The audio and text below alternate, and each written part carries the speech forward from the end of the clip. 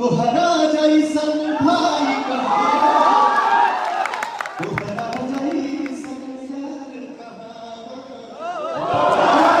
तो नमस्कार प्रणाम दोस्तों, आप लोग फिर से एक बार राउंड भोजपुरिया भाई यूट्यूब चैनल में स्वागत है। दोस्तों खेसारी लाल यादव जी और पवन सिंह काफ़ी दिनों के बाद यहाँ पे फिर से एक हो गए हैं। दोस्तों खेसारी लाल यादव जी और पवन सिंह एक दूसरे के बारे में क्या बोले हैं, आप लोग वीडियो को लास्ट तक देखते रहिए, मैं आप लोगों को विस्तार से समझाऊंगा। उससे पहले मेरा नाम सूरज पासवान है, आप लोग देख रहे हैं राउंड भोजपुरिया भाई। दोस्तों आप हमारे चैनल पर नए हैं तो चैनल को प्लीज़ सब्सक्राइब कर लीजिए, क्योंकि ऐसा ही अपडेट वीडियो आप सभी के लिए लाते रहते हैं। दोस्तों आपको बता दें कि काफ़ी दिनों के बाद खेसारी लाल यादव जी और पवन सिंह एक हो गए हैं और भोजपुरी इंडस्ट्री के लिए बहुत ही गर्व की बात है।